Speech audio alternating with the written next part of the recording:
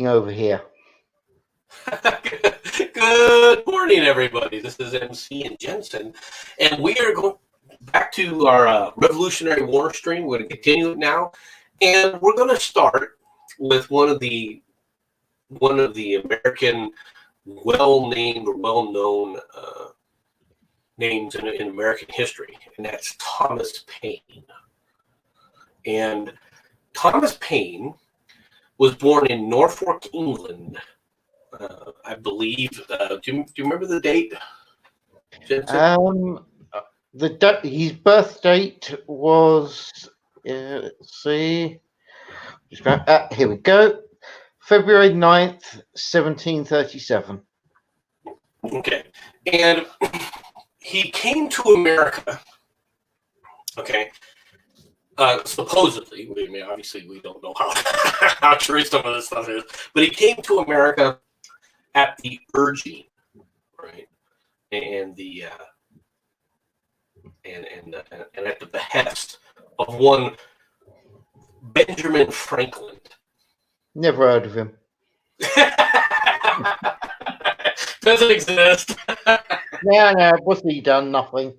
Now Benjamin Franklin had traveled to England, right, to Britain, all right, to bring the American cause to the British people, to explain to them why all the unrest, right? Why is why are the Americans upset? Why are they burning royal officials? Well, tar and feathering royal officials. Why are they refusing to pay their taxes, etc., etc.? Okay. And when he arrived, Benjamin Franklin was already probably the most well-known American figure, all right, in the world, right?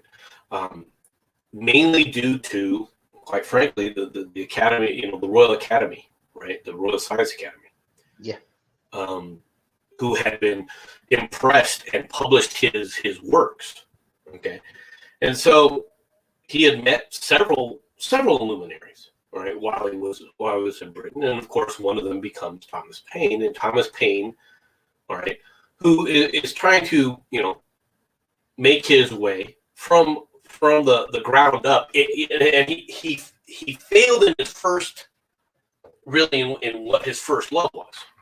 His first love was ships, right? If I'm not mistaken. Yeah. He was going to be a sailor. He was going to join. He was going to go out there and be one of the sailing captains around the world. It was the adventurous, but he himself, he wasn't sailor material. It could be said that the gentleman liked the idea of being surrounded by seamen, but I'm going to leave that there because I'm sure somebody will think really badly of me for saying it. So I said nothing wrong. There are other American luminaries that we should discuss about that also came from Europe. A little bit more into that context, if you don't, if you want to hold off on that. Certainly, we'll hold off on the seaman. There you go. But so he travels to America. He meets, all right, almost all the luminaries. But one of the advantages, of course, is because he's a friend of Franklin, right? He has access to the media, right? Benjamin Franklin, of course, is one of the first publishers of his pamphlet, Common Sense, right? And the pamphlet Common Sense is, in many ways, played a larger role than even the Declaration of Independence. The Declaration of Independence is looked at because it creates a demarcation point, right? The issuance and the adoption of the Declaration of Independence, of course, is what the birth date of America. It's what we celebrate, kind of. Right. July 4th, right, is the official signing of the Declaration of Independence, and therefore that's the official start of the nation. Right. That's how we celebrate 1776. Right. But common sense, right, was more the document that got the populace, right, for how widespread it was, got the populace behind the Revolutionary War, to support the Revolutionary War. You got to remember, when people think of war, and even back then, the idea was is they didn't understand really what war was. Okay, and it's not that what I mean by that is it wasn't yet, all right, to create military sciences. All right, they thought of it from the perspective of, okay, we need bridge building and things like that. So you had engineers, like the British had the Royal Engineers. All right, there was a realization that there was mathematics behind artillery, all right, and so forth, right? So you needed to start getting in people. You needed to start bringing in people, all right, that were far more educated than the average population at the time. All right, these things started becoming necessary in war, but you didn't have people creating war colleges necessarily, or things like that. You kind of did, but not really in the West. The East is a different matter. But in the West, the ideas and the studies and the philosophies of war are in their infancy. All right. And one of the reason I'm bringing this up is one of the things that people don't understand, is, especially even here in America, even to this day, is the fact that if you go to war, the logistics have to be secured. Okay, you have to have a logistical base in order to carry out a war. Otherwise, the most you can do is carry out a raid. Yeah. Okay. In order to carry it to a war, in order to keep going, right, you've got to have the entire, a good portion of the population 100% behind you, and the majority of the population more or less behind you, and willing to tolerate the deprivations that are going to come as a result of the war. Because they're suffering. You can't say that the guys that are, in the field are the only ones suffering. And their suffering is magnified. Don't get me wrong. I mean, it's far more magnified than the person who's living at home in a house. But at the same time, the population has to suffer, right? Oh yes. Right. And in the American Revolutionary War, it wasn't just the American population suffering, was it? No. Okay. I'm going to give a little bit of, and it's only a tiny bit, but a little bit of British thought the way this works. As we have spoken about this a few times, MC, I know you already know this, but making it clear for those out there, us in Britain, we barely even noticed such a thing was happening. It was sort of oh yeah, and those people across the Atlantic. We were far, far more interested in what was going on in Europe. To put it bluntly, as much as they say the best was sent over to deal with the Americas, no, we basically just hired a bunch of mercenaries, shipped them over, and left them to do the hard work for us. I think that actually describes the British attitude to the Americas in general. Do you agree? To a point. To a point. But the thing is, from Britain's standpoint, and the reason I put it out there, is the rest of Europe was using this as well, specifically France. Yeah. And this was creating a dynamic, all right, that was making it rough. Because a lot of the raw materials from the United States were now in danger. It was just another colony at the time.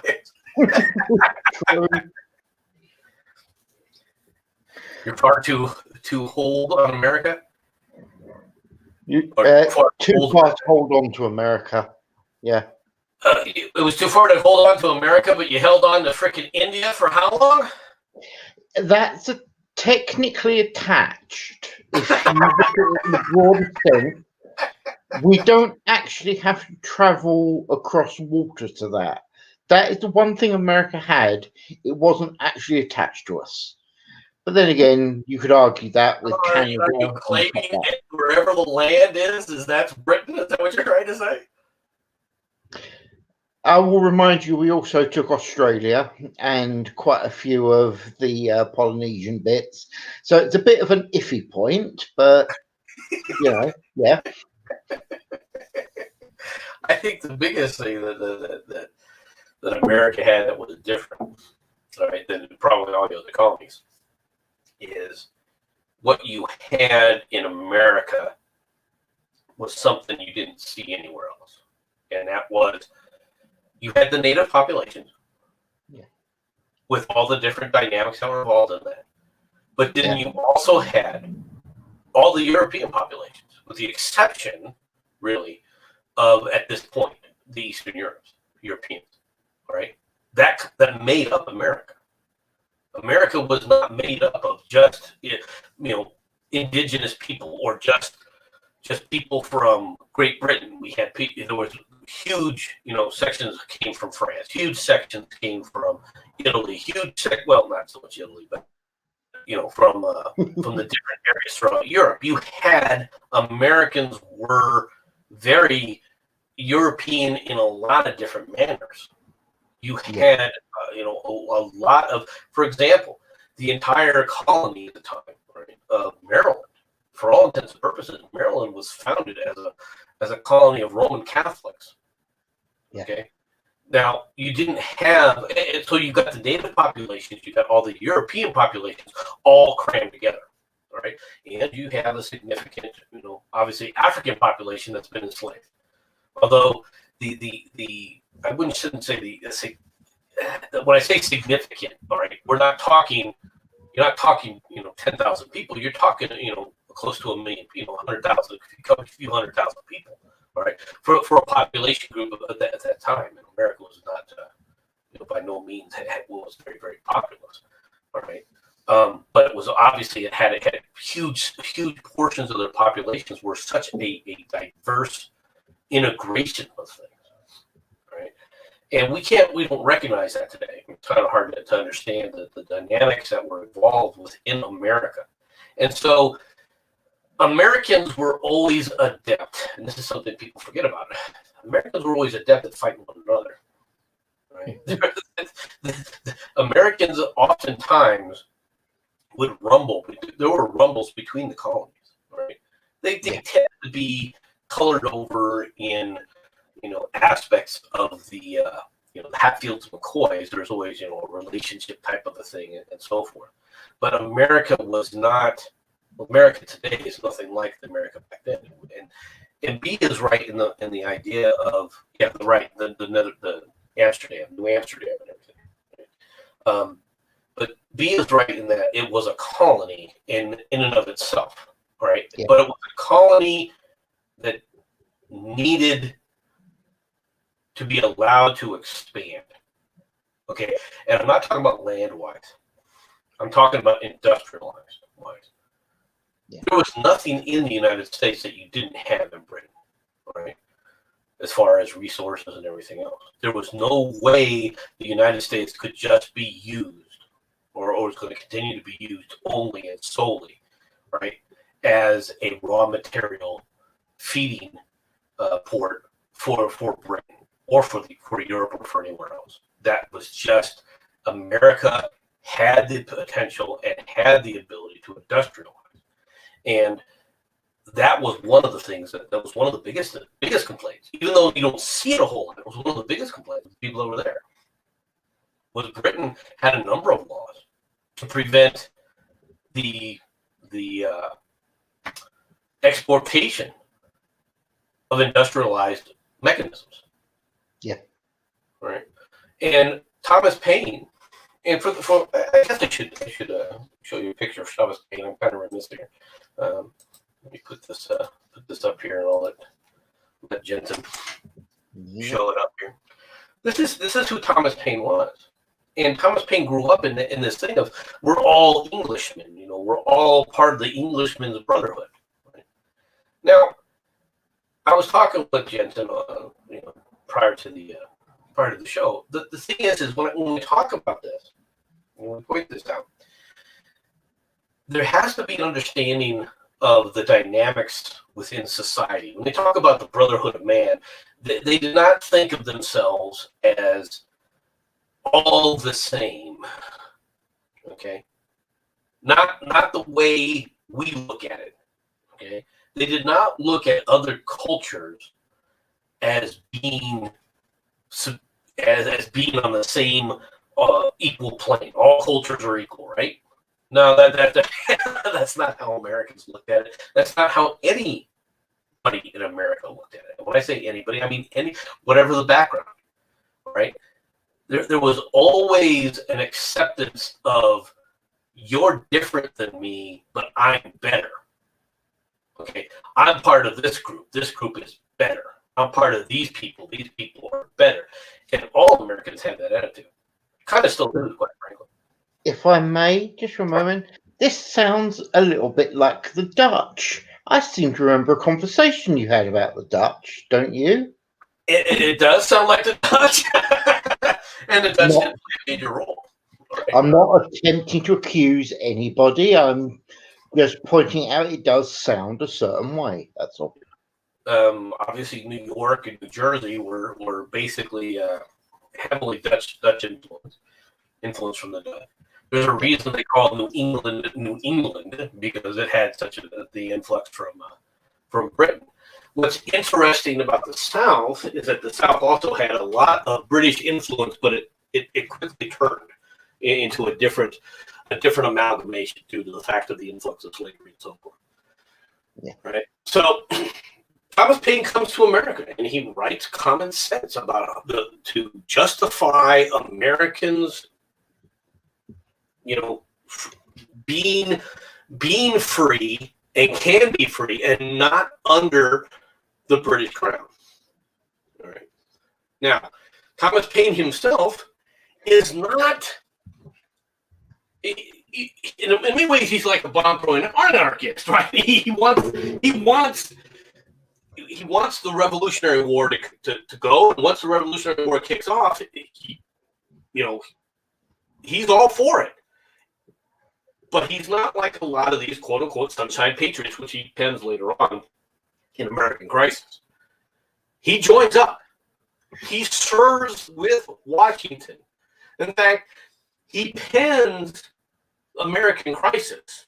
All right, and there are people who believe that the American Crisis, all right, did more to save the nation, all right, and more to continue the fight against the British, all right, than any other single document or any other single event in all of American history. He penned that, right, while attending Valley Forge. He was serving as a soldier under George Washington, and he was a good friend with George Washington at that time. Okay. Yeah. He in America, Thomas Paine's name, all right, along with obviously George Washington, and at that time, everybody knows who he is. Outside of America, I don't think anybody is. Where's the yelling? This is not a yelling.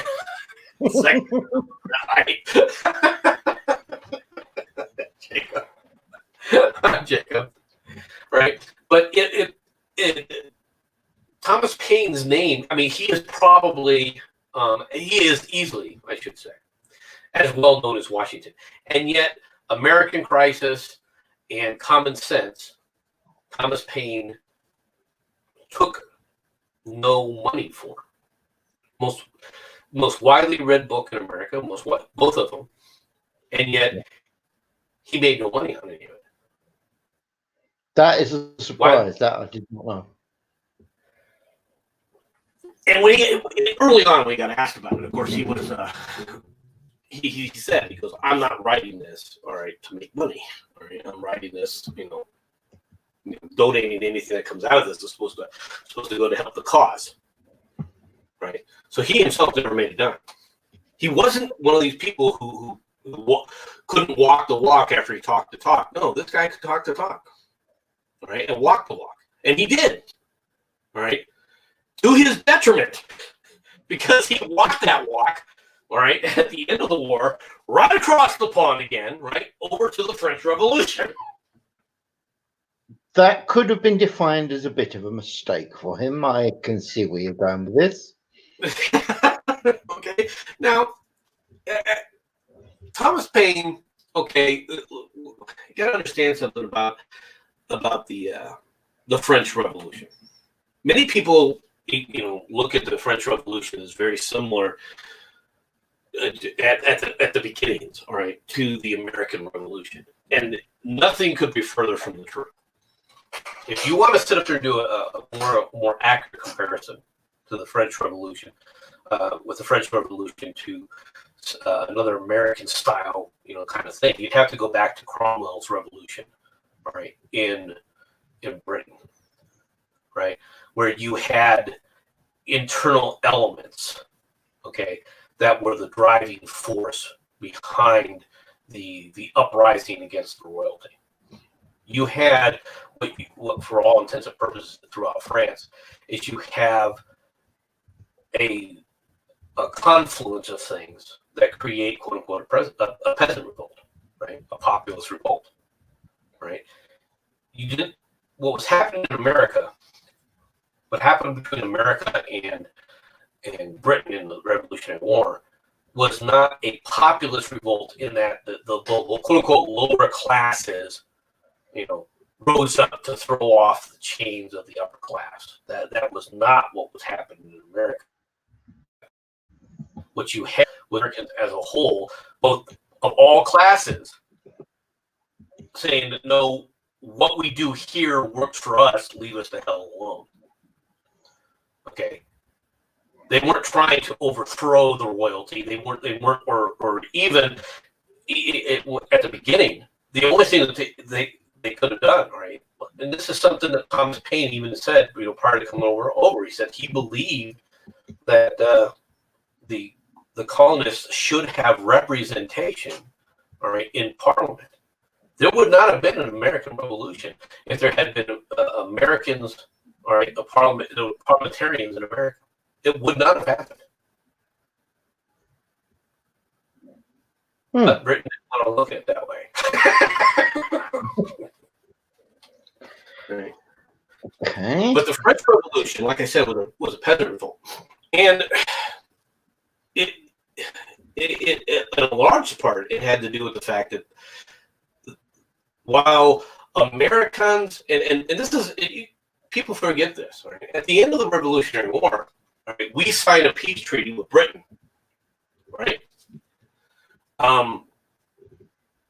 And Britain gives us our independence. Now, Britain also expected us to come back hat in hand and say, "Oh, we made a mistake at some point." Yeah, okay. We did.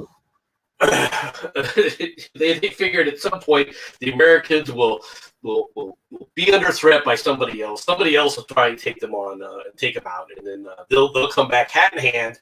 All right, sorry that they left. Okay, that was the British view. If I may, just for a moment, and I'm trying not to go political too much here, but England does go on the long term, and with what's going on in America right now, you might want to consider, communicating. Just carry on. Now, that was the British view. Okay. But Britain wasn't the only European player, were they? The French, okay, the French aristocracy especially thought of Americans as, we have now gotten a piece of Britain to break away. We have an ally that will help us, with force of arms and so forth, take on the British. Okay.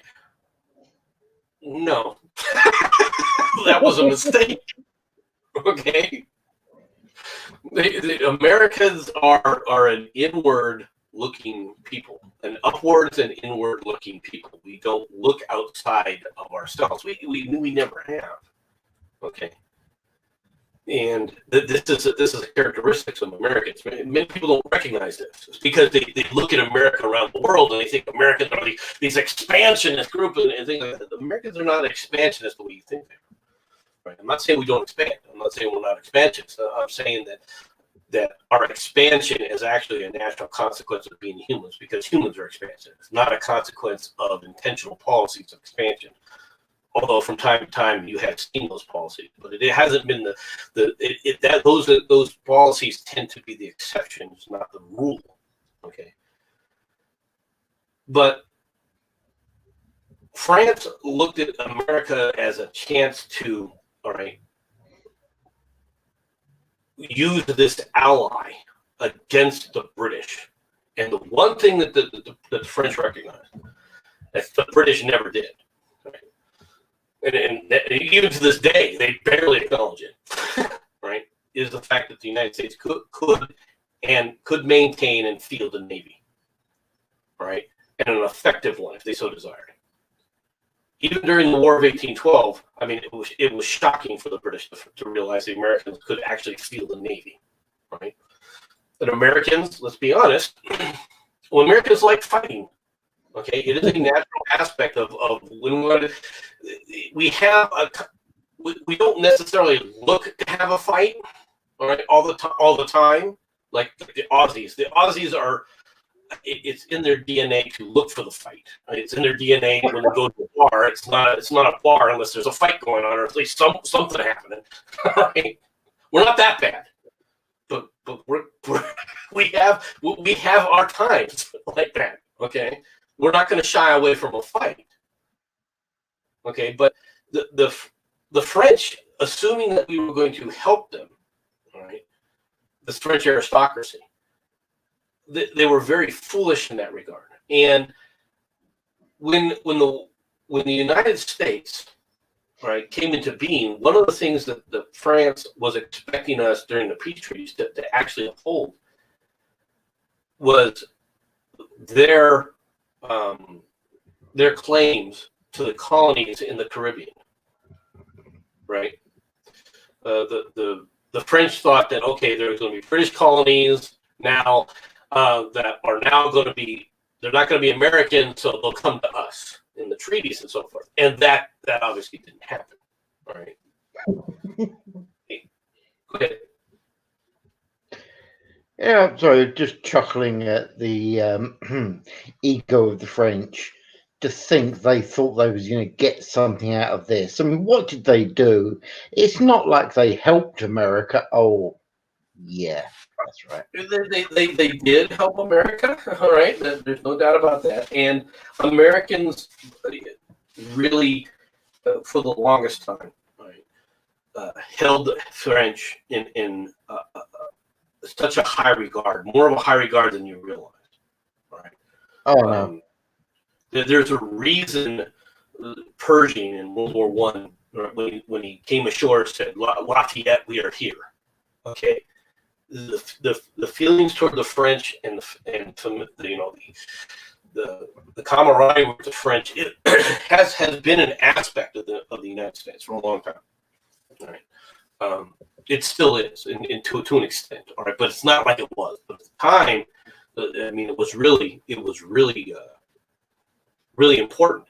And it was one of the things that that kind of surprised Cabby a little bit about World War One and stuff. And he was like, "You're Americans, you were planning to go to war with us, and we were your best of friends and everything else." I said, "You don't understand America, do you?" Because the special relationship, and it's a special relationship with Great Britain today, right, didn't exist until after World War II. Yeah. Right? It's just a natural consequence. Now, Paine, and I will kind of go out on studies here, Paine goes over to support the French Revolution, thinking that the French Revolution, okay, is like the American Revolution. Right? Just, they're going to be free. It's going to be an age of enlightenment. Paine himself was an atheist for lack of a better term, right?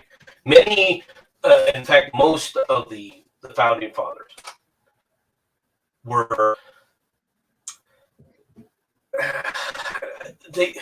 because it's hard to explain some of their viewpoints because they're not doctrinal, right? But they were spiritual. All of them believed in God. They all believed in a higher power, right?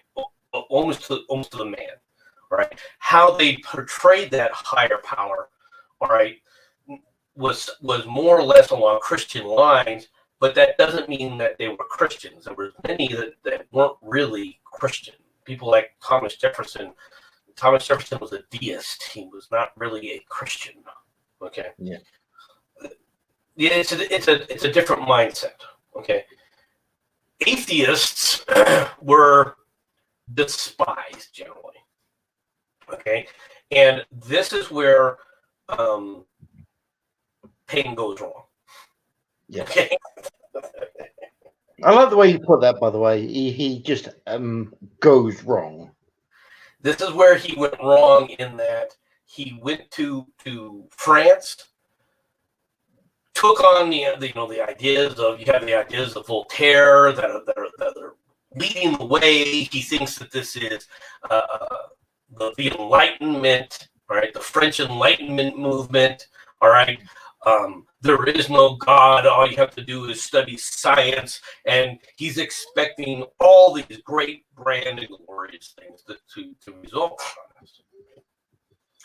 Thomas Paine was also, like Mad Dog, as a matter of fact, very much anti-death penalty. Okay, he did not believe in corporal punishment. War was one thing, right? The death penalty was something else.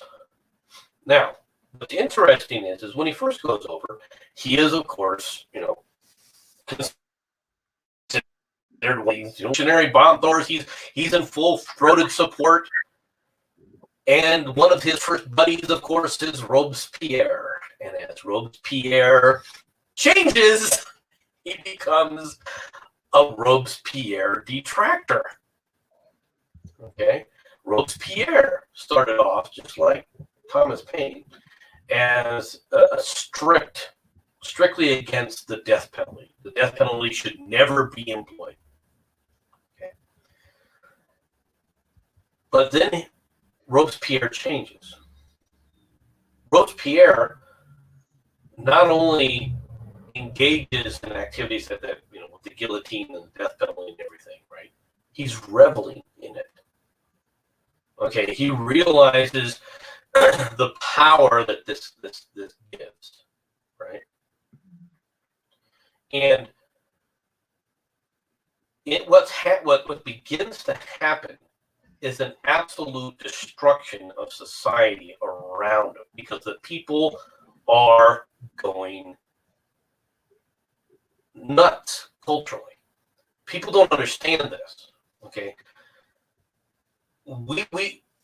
you have America, you have the American Revolution, and there were atrocities that were committed during the American Revolution, right? But you didn't have the kind of social breakdowns, right, that you started watching in France. For example, all right, where the revolutionary elites, all right, would burn a church or would storm into Notre Dame Cathedral, all right, arrest all of the priests, right, throw them in, guillotine a bunch of them, while they themselves engage in orgies on top of the altar in Notre Dame. Okay. This, of course, is something that Thomas Paine is like, hey, wait a minute. Whoa. He's beginning to regret this idea of these people. That he starts to realize that Robespierre is he's not an American revolutionary style, American style revolutionary. That this isn't the American Revolution. He starts to speak out against it, and consequently, is arrested for it, right, and is thrown in jail. And he is now under arrest in France for making disparaging comments against the great Robespierre. He is released all right, by an American diplomat who petitions for his release and is finally allowed to leave, all right, named James Monroe. Yeah. Right, who is at the time the American ambassador, ambassador in charge of the American ambassadorial services over in France. But it's during this time of his arrest that he feels and gets the opinion that the reason he was arrested, all right, was due to the urgings of George Washington. And he writes, and when he returns, he writes an open letter basically accusing all right, George Washington of,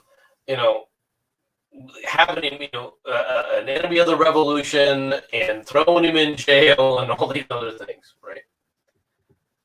Now, this doesn't go over well, right?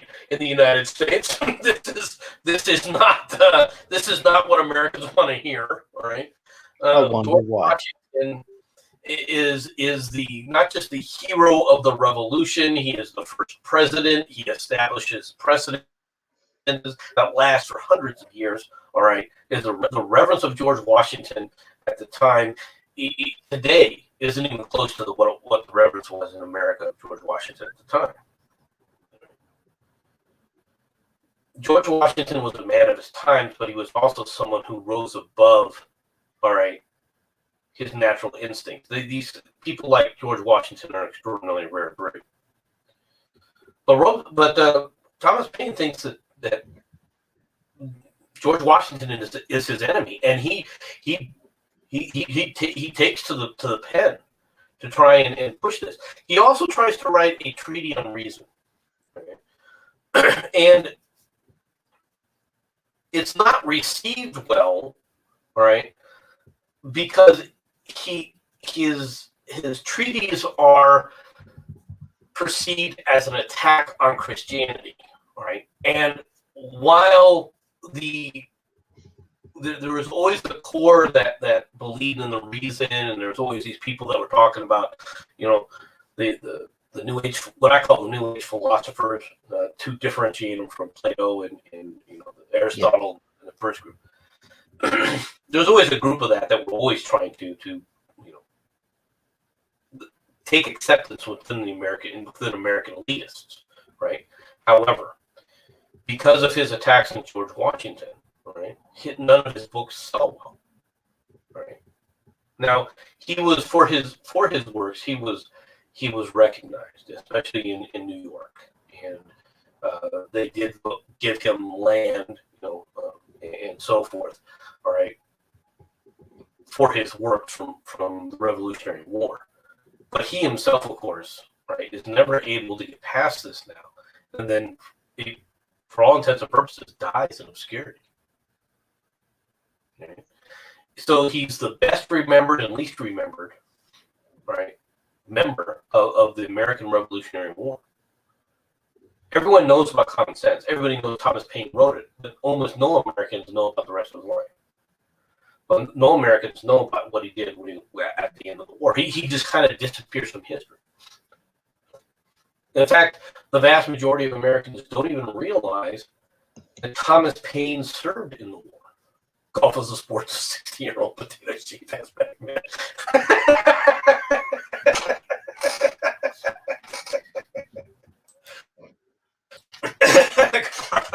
Carl. Okay. But he died. He basically died of a pauper, right? Believing to his death, right? That George Washington, who he thought of as his friend, betrayed him, and of course, the problems with that time frame, and I was talking to Jensen about this earlier, is people took lack of action, all right, personal, but also they would infer things, and if things got to them that somebody inferred something else, even if it was taken out of context, they would demand satisfaction, right? They would demand that they retract it. Now, Thomas Paine was never going to be someone who was a dueler, right? Why? Because he never believed in the death penalty. But that doesn't mean that he wasn't walking around.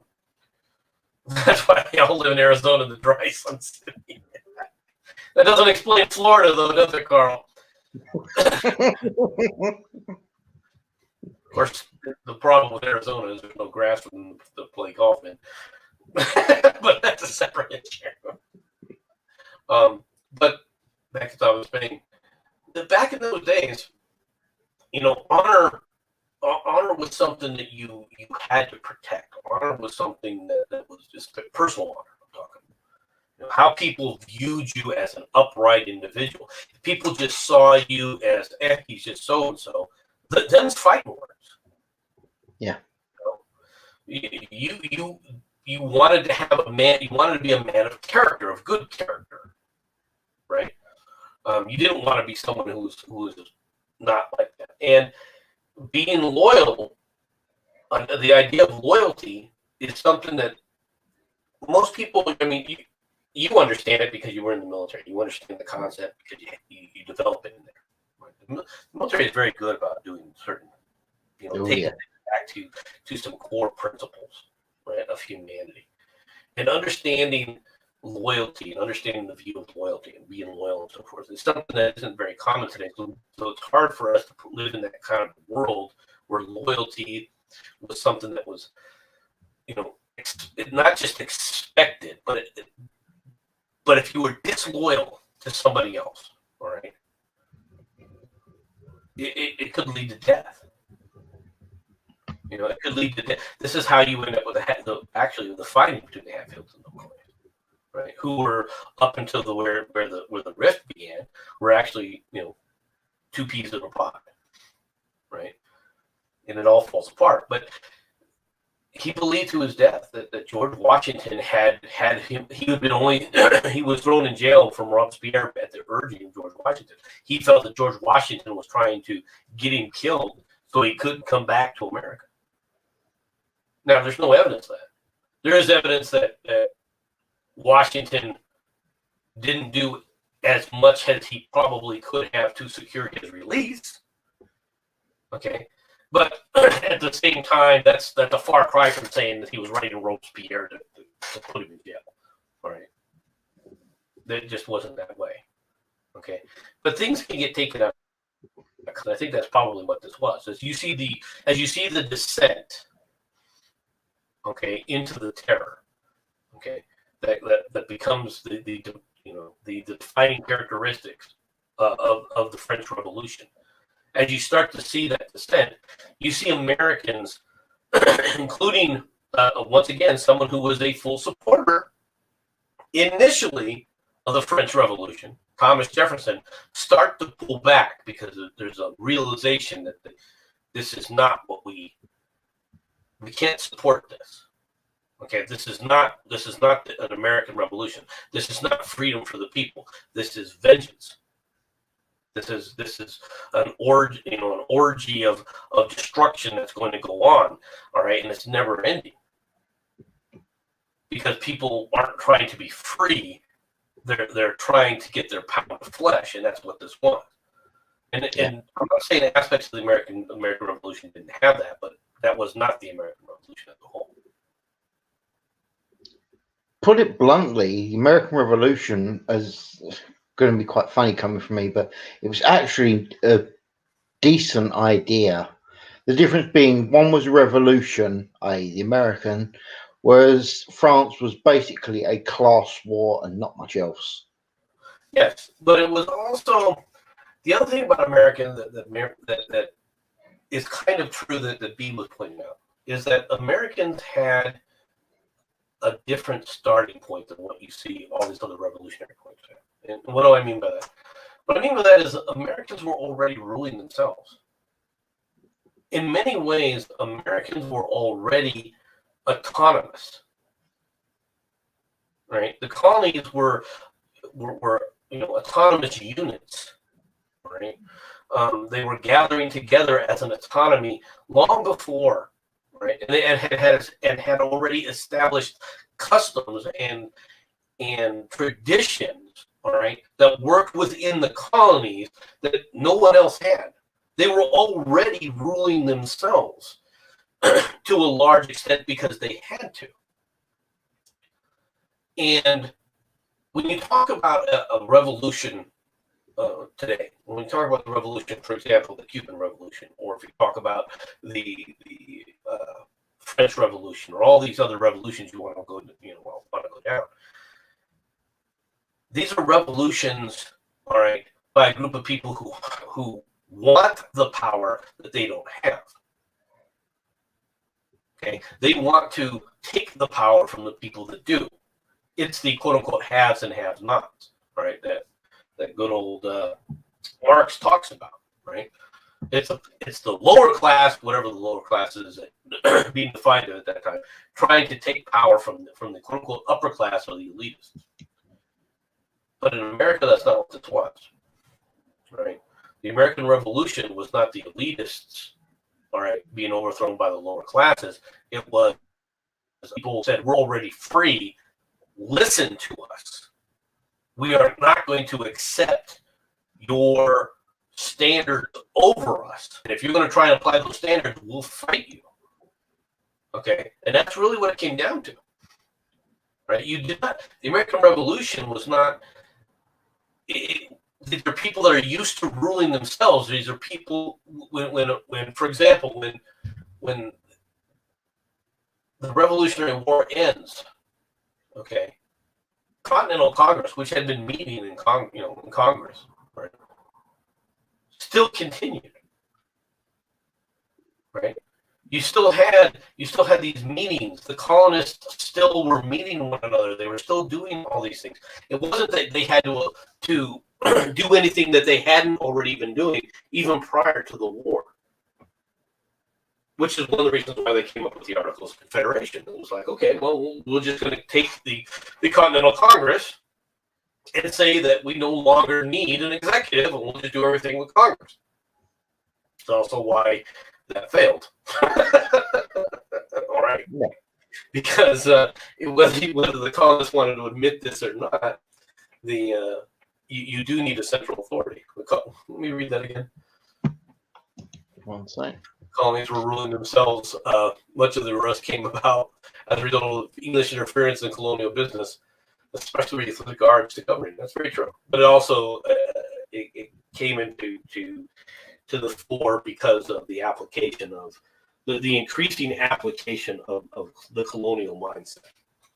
Right, the idea that the colonials were not were a place to be raped and pillaged. All right, that might be a bit excessive, but really it was the resources for the greater good and glory of Great Britain, not for the greater and good glory of themselves. Right? Yeah. In a certain sense, okay, what Britain suffered because of the American colonies, right, was what Spain, all right, was terrified of, and so prevented, which allowed them for hundreds of years, right, to maintain their colonies in America much longer than Britain. Can't argue that. The only reason that the British Empire, all right, survives longer than the Spanish Empire has to do with the relative weakness of the Spanish monarchy and the Spain itself, not the colonies, but vis-a-vis, Great Britain. Yeah. But even in that weakened state, the Spanish colonies, Spain maintained their colonies for much longer period than Britain ever did. The first American colonies from Britain basically come over in the Jamestown colonies last 150 years. Yeah. Yeah, a little over 150 years is you versus the late 1800s. Well, actually into the 1900s, you have Spain. Spain is has colonies around the world, and has Cuba, and has Puerto Rico, right? And it isn't until the Spanish-American War where the final American, Spanish colonies are taken away, more or less. Okay. But different situation, I understand. I'm not trying to compare Britain to Spain. But no, Thomas Paine, that he dies in relative obscurity. People, like I said, people know who he is, right? But the American public at the time of his death don't hold him in high regard. They hold if him I like may, just for a sec, you're saying that America, knows this guy, etc. Now, I spoke to a couple of Americans just before the show, and the entire reaction to Thomas Paine was, "Who?" or closely followed by, "Who's that?" Now, if that guy counts as well known, I'm a bit disturbed about, some of the names that we're going to be using a bit later.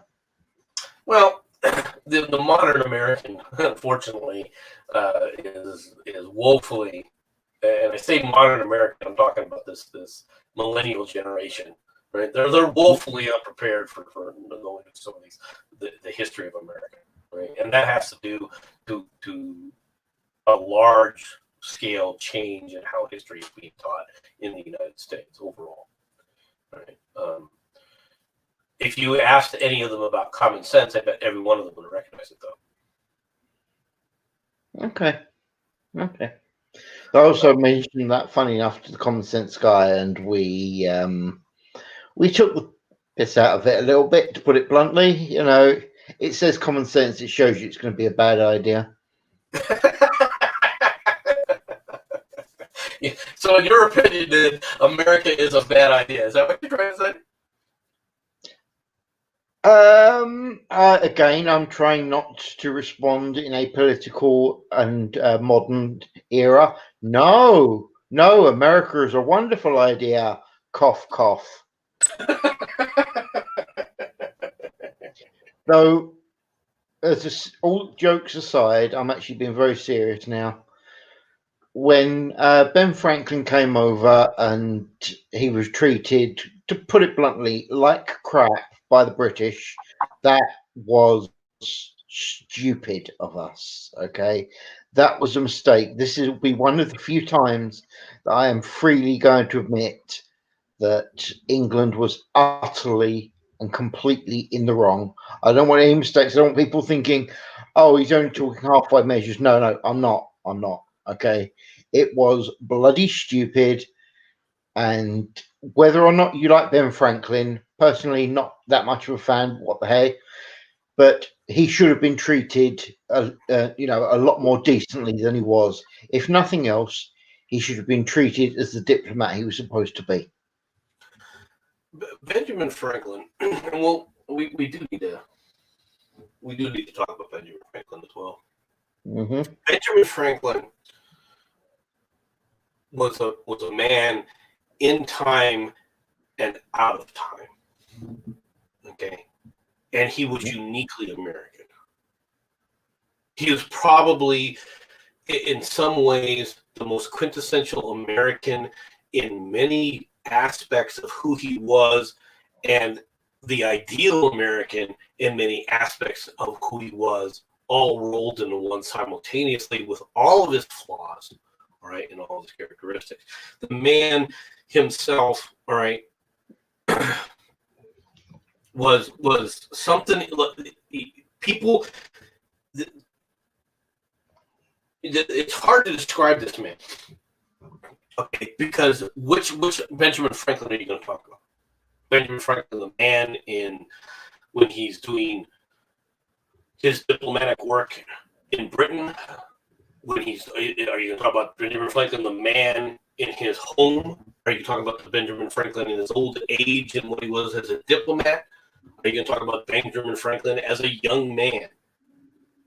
The Benjamin Franklin that you see, okay, you can see almost every aspect, okay, of humanity in this guy. very few flaws. Not saying they don't exist. I'm not saying they're not glaring. All right. But from a human perspective, he was one of the greatest human beings that ever lived as a human. Okay. And it's a man who ruled over his passions, but at times his passions got ahead of him. All right. Which, that's an aspect of just being human. Benjamin Franklin is a very complicated individual. You can talk for hundreds of years. I just bought a China Lake Nerf rifle. Awesome. Had to be done. Sorry. I'm assuming, MC, you do know that the reason why Franklin wasn't allowed, and I'm actually saying this, wasn't allowed to write the Declaration of Independence, don't you? Why do you say that? Because apparently he would have put dirty jokes in there. He very much was a comedian. All right, he had that aspect of being a comedian. All right, he enjoyed. He was a man of, how do I say? Okay, he was a man of humor. Yes. Most people don't understand this about Benjamin Franklin, but he was a man of humor. Humor was his outward shell. All right, humor was what he used. All right, as he looked at himself inwardly. And I realize we're supposed to be talking about Thomas Paine. And Thomas Paine, like I said, Thomas Paine was the bomb throwing anarchist. This guy wanted to bring it all down so they can make a better world for everybody as long as they did it right. And he was, in that regard, somewhat insufferable. All right. I like the way you put that. Somewhat. He had a very much of a self-righteous mentality, right, when you got him going, right? But at the same time, but like I said, he didn't just talk the talk; he also walked the walk. The man, it has to be admired for what he's done, but he also was, a character of his time. All right, in many ways, he was somewhat, limited in the things that he did. Let me go on and talk. I need to take this real quick. Okay, no problem. Well, ladies and gentlemen, I'm going to be completely blunt to all of you. This is how much we know about the American Civil War over here. Civil War, because there were no Americans at the time. And to put it bluntly, it was reported as that thing happening over there nobody really cares about. Now, granted, that has moved on to the country being, shall we say, quite impressive what it does. I'm willing to admit that. But, and I'm going to get so much trouble for this. First of all, hey, Jesse. And can anyone say the British Empire to anybody? You don't hear much about the American Empire, like, at all. So I'm sorry to sound a little English there, but it does have to be said. The United States never wanted to be an empire. Not saying that there aren't imperialistic aspects of the United States. I'm just saying the United States doesn't look at itself as an empire. Never has. The American. When I say about the United States, I'm talking about the overall aspect of the American people. But getting back to Benjamin Franklin, it's not saying that Benjamin Franklin didn't get upset. Right? It's not saying that Benjamin Franklin couldn't get mad. Right? Didn't have a nasty streak about him from time to time. But Benjamin Franklin used humor to look at the world, to look at the people around him, but also to constantly look at himself. Okay, and this is something he was very much a person, a very well-rounded. See, Want America to rule the world with an iron fist? No. I don't want to rule the world. Okay? I don't want the rest of the world to necessarily exist as a threat to us one way or another. That's it. You could put a pause in there, by the way, with the "I don't want the rest of the world to exist" and leave it there if you wanted. As a threat. Yeah, sure. We all believe you, millions wouldn't. But Benjamin Franklin was one of Benjamin Franklin's things that he did in his personal life. Okay, was he did a self-examination of himself, and he wrote out 10 virtues, all right, that he would practice. He would go out of his way, all right, to practice one of the 10 virtues each and every day. All right, so depending on which day it was, he would try to practice that one virtue. All right, and he wrote about this in his autobiography, and he talks about one of the virtues that he talks about is humility. Right, and he said the problem with me and humility is that if I ever achieve this virtue, if I ever became a humble man, I'd be proud of that. This is the kind of person that he was. He was the author of Little Richard's Almanac. All right. He of all the things that you look at him about, all right, the greatest failing that you could talk about Benjamin Franklin is he himself was not he never felt loyalty to anyone else.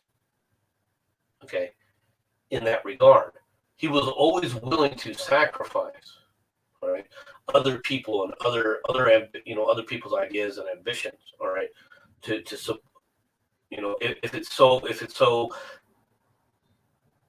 it was so necessary, right? It's not, he wasn't trying to demand his own way per se, all right. But at the same time, he was willing to just ignore things from other people if it didn't go his way necessarily, or something along those. I'm trying to explain this to you, but from his perspective, right? For example, he felt if his family did something that he didn't like, okay, he felt no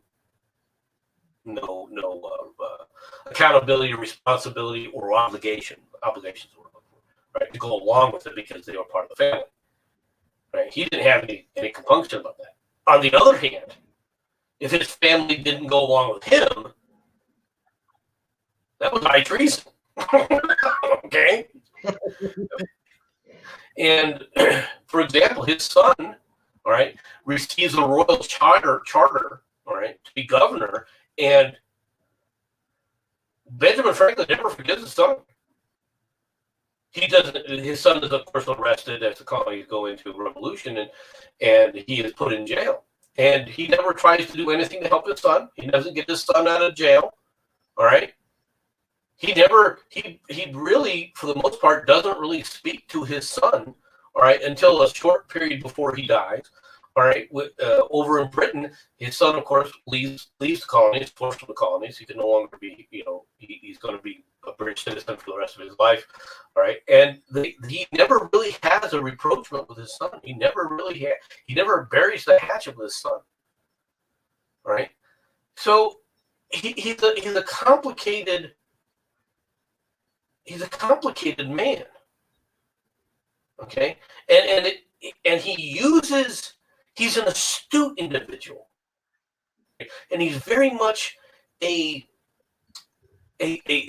person who can analytically study things. I mean, he has the scientific methodology mindset that he also uses when he talks to people.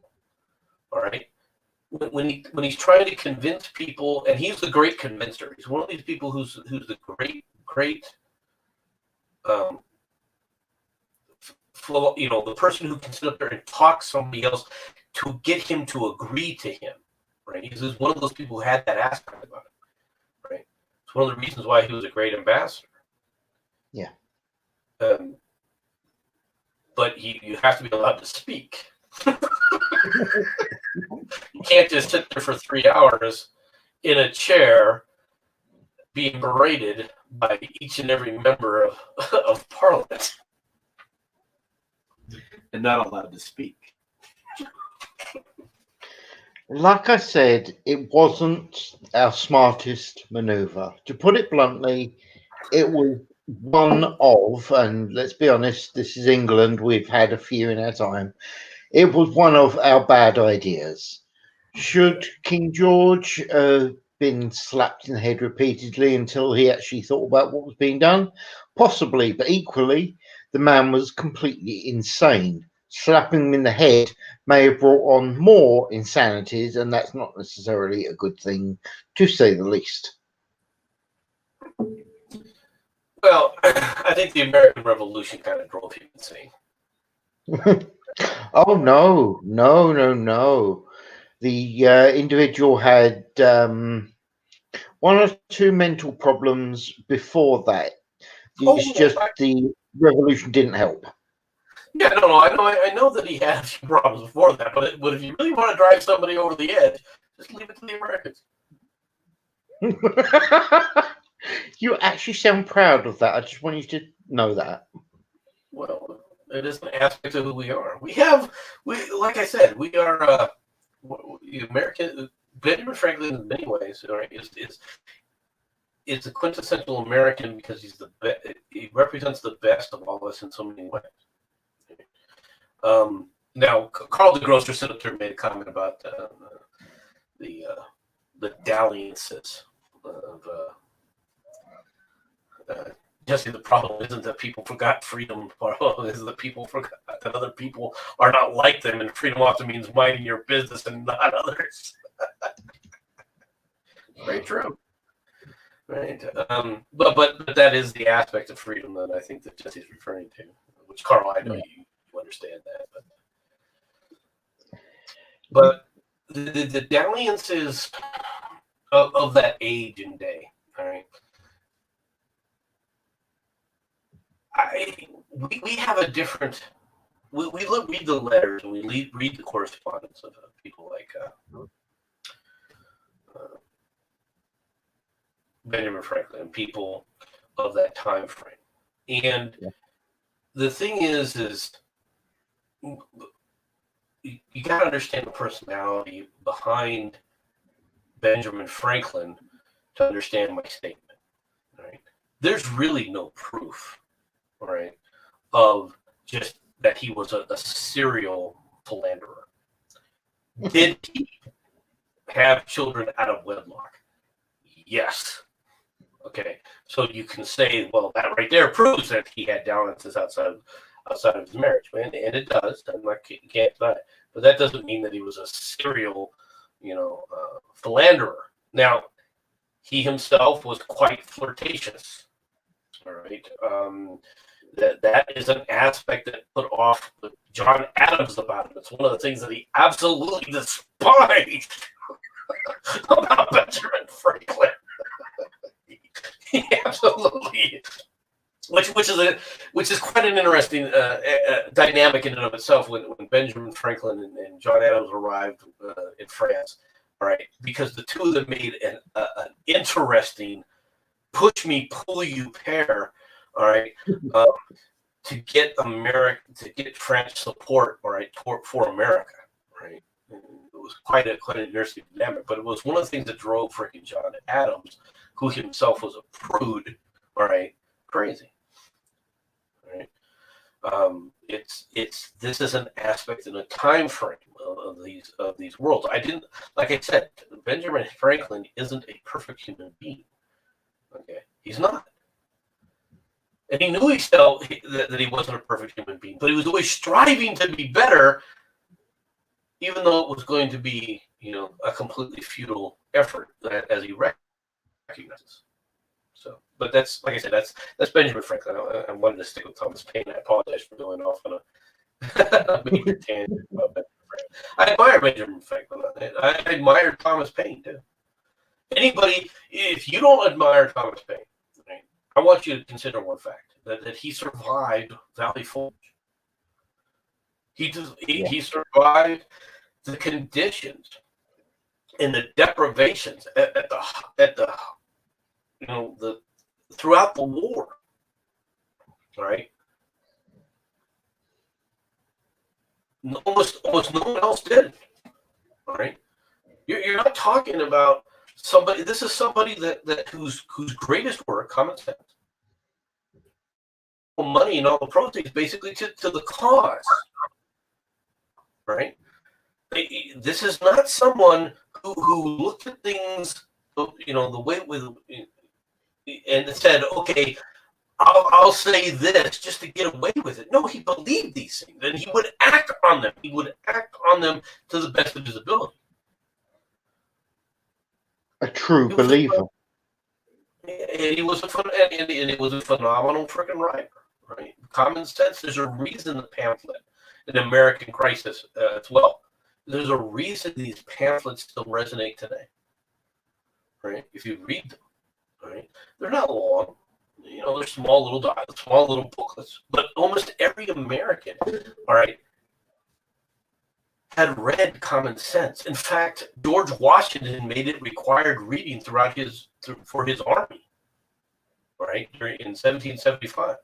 He made it required reading that Common Sense would be read to the troops, everyone, right? Now, most Americans, this is something else about the United States, was America was literate. Okay, not by the standards that everybody was literate, but for the most part, America was a literate colony. All right, the vast majority of Americans could read and write. All right, now that majority may have only been 75-80%. Okay, which is dismal if you like today. If you try to apply that standard today. But Americans were a literate group of people. They would read things on their own, right? They didn't need to have somebody read them things necessarily. So the Common Sense was so widely distributed in America that almost every family had a copy of that pamphlet at one point in time in America. That's how widely distributed it was. Well, in all honesty, literacy is kind of important when it comes to freedom. I mean, to put it bluntly, if you don't have at least a partially literate society, you are not going to get a free society, because let's look at over this side of the pond.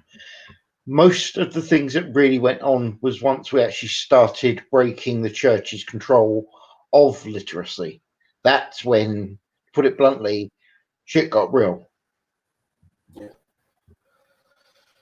Yeah. Now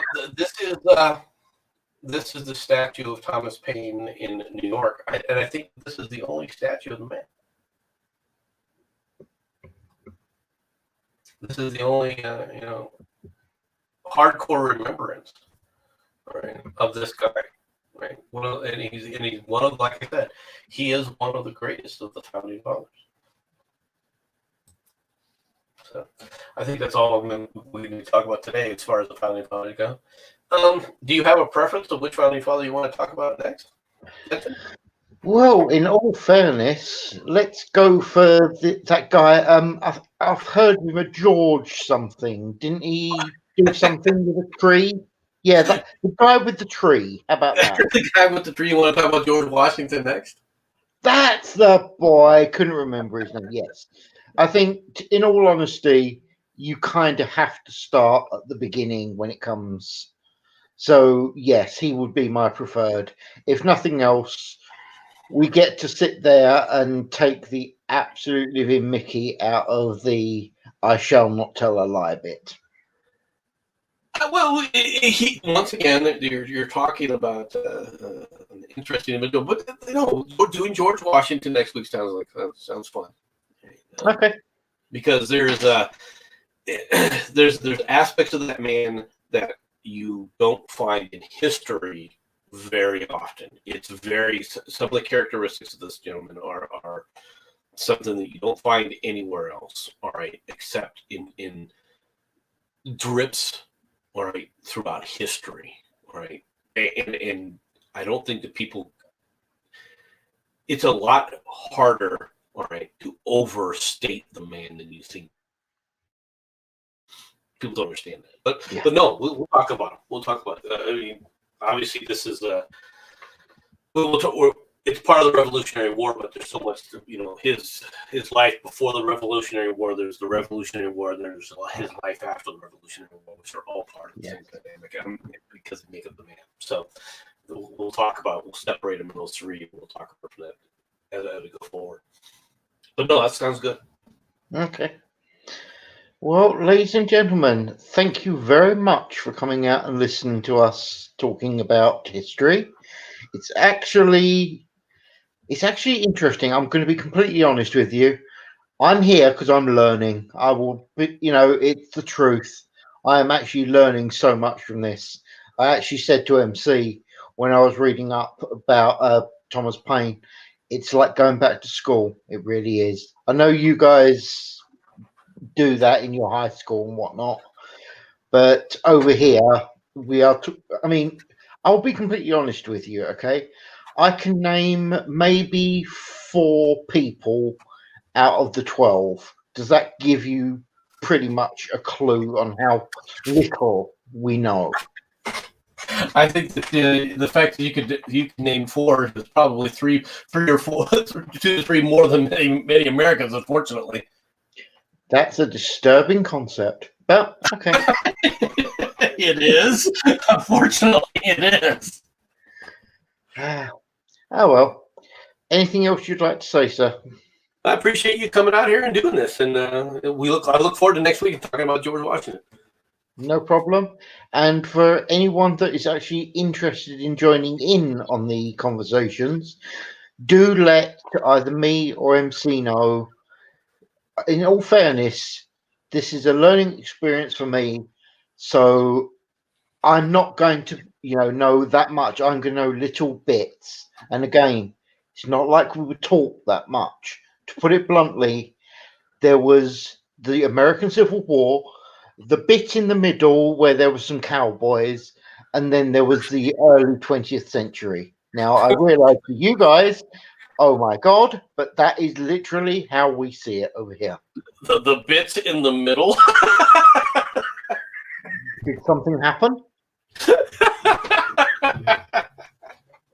I mean, there was something to do with the town of Tombstone, and there was something to do with the General Custer. Was there actually anything else? No, that was actually a question. Was there anything else? Because I don't know about it. I really don't. There are some things that we do need to discuss about America, because America is there's certain things that on the America, the United States, on the world stage, right? And from the American perspective, and I realize that the world stage, the way Britain looks at it, is completely different than America's view of the world stage. Yeah, right? Because so much of your history, especially during the time frame that you're referring to as the little middle bits of the cowboys, all right, you don't even consider the world for the most part. Your whole almost entire focus remains all right on Europe,